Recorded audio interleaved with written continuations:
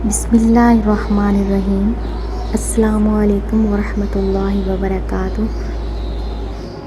ग़ीबत से बचने का आसान रास्ता। हकीमुल उम्मत हज़रत मौलाना अशरफ अली थानवी रहमतुल्लाह अलैह फरमाते हैं कि ग़ीबत से बचने का आसान रास्ता ये है कि दूसरे का ज़िक्र करो ही नहीं। ना अच्छाई से ज़िक्र करो और ना बुराई से ज़िक्र करो, क्योंकि ये शैतान बड़ा ख़बीस है।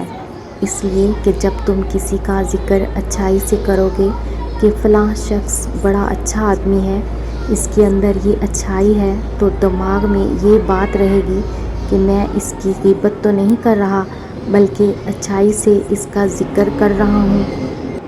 लेकिन फिर ये होगा कि इसकी अच्छाइयाँ बयान करते करते शैतान कोई जुमला दरमियान में ऐसा डाल देगा जिससे वो अच्छाई बुराई में तब्दील हो जाएगी।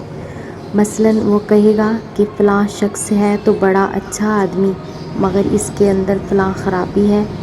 ये लफ्ज़ मगर आकर सारा काम ख़राब कर देगा। इसका नतीजा ये होगा कि गुफ्तगू का रुख ग़ीबत की तरफ मुंतकिल हो जाएगा। इसलिए हज़रत थानवी रहमतुल्लाह अलैह फरमाते हैं कि दूसरों का ज़िक्र करो ही नहीं, ना अच्छाई से ना बुराई से। और अगर किसी का ज़िक्र अच्छाई से कर रहे हो तो ज़रा कमर कस के बैठो ताकि शैतान गलत रास्ते पर ना डाल दे।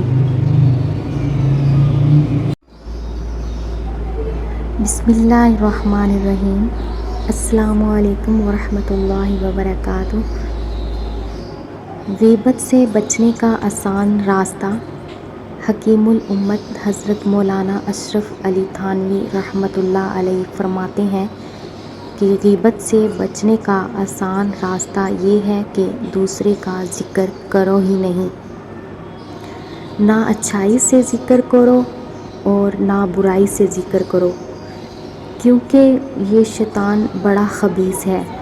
इसलिए कि जब तुम किसी का ज़िक्र अच्छाई से करोगे कि फ़लाँ शख्स बड़ा अच्छा आदमी है, इसके अंदर ये अच्छाई है, तो दिमाग में ये बात रहेगी कि मैं इसकी ग़ीबत तो नहीं कर रहा, बल्कि अच्छाई से इसका ज़िक्र कर रहा हूँ। लेकिन फिर ये होगा कि इसकी अच्छाइयाँ बयान करते करते शैतान कोई जुमला दरमियान में ऐसा डाल देगा जिससे वो अच्छाई बुराई में तब्दील हो जाएगी। मसलन वो कहेगा कि फ़लाँ शख्स है तो बड़ा अच्छा आदमी, मगर इसके अंदर फ़लाँ ख़राबी है। ये लफ्ज़ मगर आकर सारा काम ख़राब कर देगा। इसका नतीजा ये होगा कि गुफ्तगू का रुख ग़ीबत की तरफ मुंतकिल हो जाएगा। इसलिए हज़रत थानवी रहमतुल्लाह अलैह फरमाते हैं कि दूसरों का ज़िक्र करो ही नहीं, ना अच्छाई से ना बुराई से। और अगर किसी का ज़िक्र अच्छाई से कर रहे हो तो ज़रा कमर कस के बैठो ताकि शैतान गलत रास्ते पर ना डाल दे।